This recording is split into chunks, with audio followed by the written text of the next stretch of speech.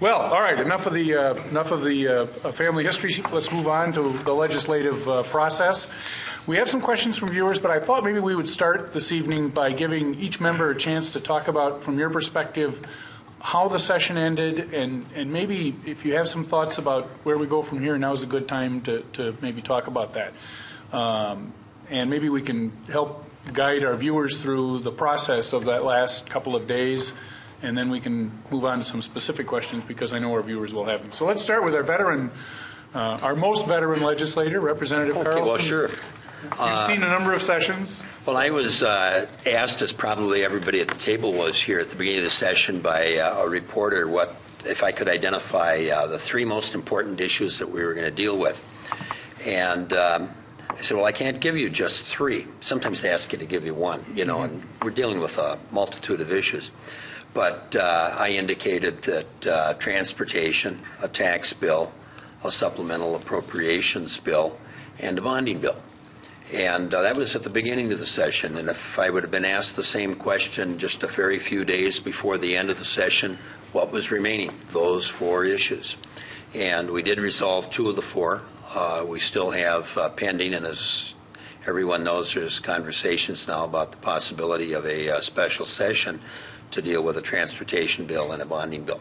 So I would say the session was, at least at this point in time, a rather mediocre session in the sense that left on the table were two very important major pieces of legislation. Senator Sieben, your thoughts? Well, I would say that over the past couple of years, I've been increasingly frustrated with the way that the end of the legislative session has gone. And it's not because my issues that I cared a lot about didn't pass or become law. It's because I think the process is becoming more and more flawed. So at the end of the session, what happened was the legislative leaders met privately to discuss the outcomes of the major bills that Representative Carlson just discussed. And not having the transparency, not having legislators review particular items in each of these bills caused so much chaos at the end and unnecessary angst. I'll give you a good example. I'm very critical of what the bonding bill that the House GOP sent over to the Senate with about 20 minutes remaining to the legislative session.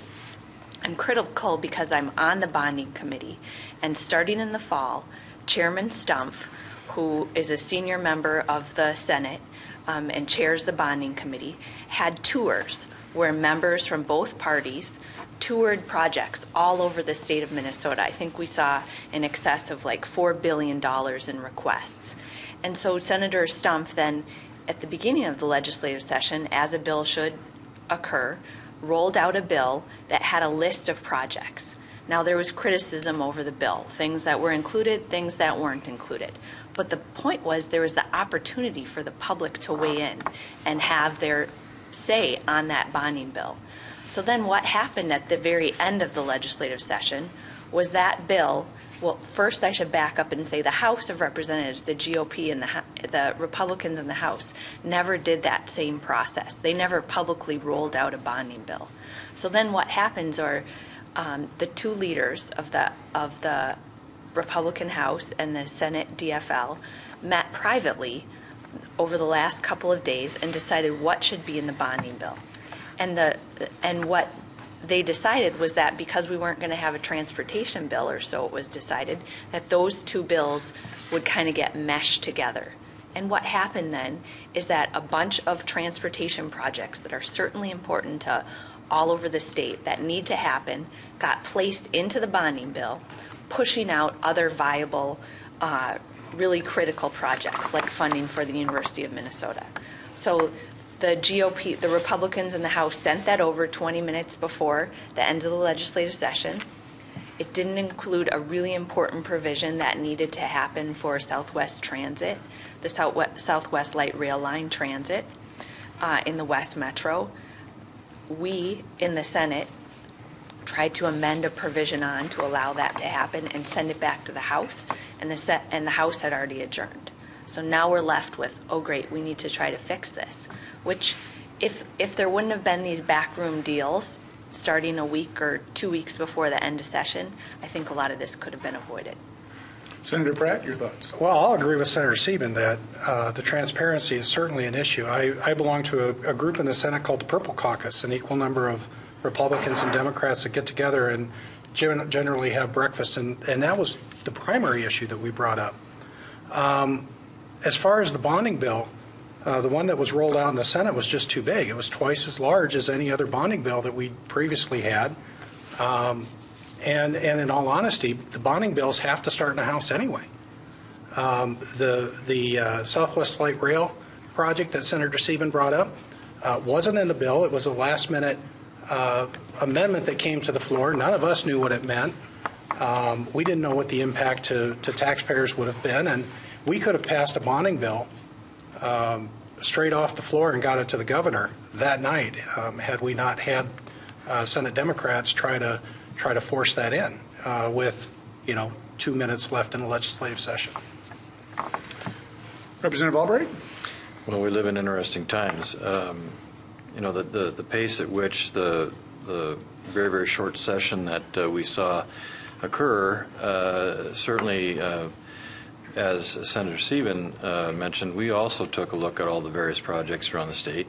And they're competitive. This is a competitive environment for a very restrictive, very, very tight bonding bill that needed to reflect not only the needs of the state, but also the needs from a cash perspective. And we discussed pretty substantially the borrowing capacity of the state.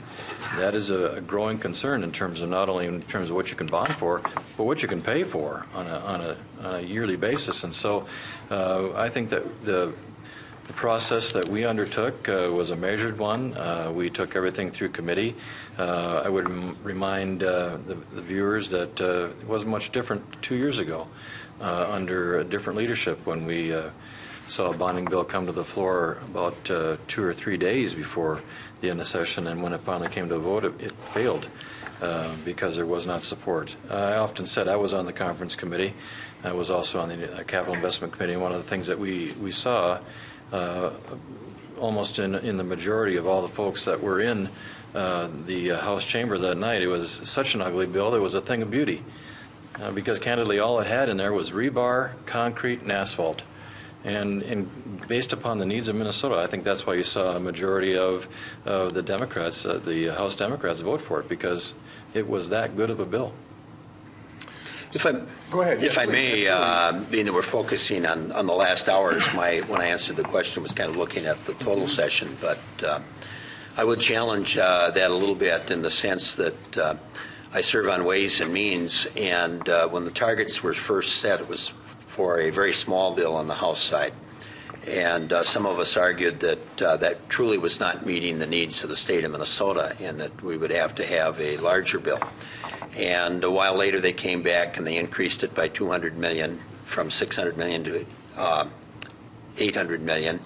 But then the very last night when we talk about transparency, it was announced on the House floor that the Ways and Means Committee would meet 7:15 to change the targets again. And then they raised it for $1 billion bill.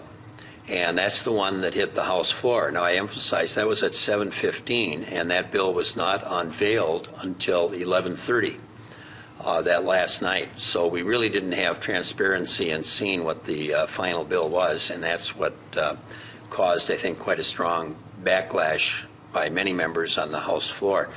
They were literally trying to distribute the bill and the spreadsheets, and with just about a half hour to go, that's why the Senate didn't get it until just before midnight and didn't have a chance to really act on the bill. So I think that was really problematic. So it was very last minute in terms of what the final bill was. I referred to it as a missile, just firing it over to the Senate, take it or leave it.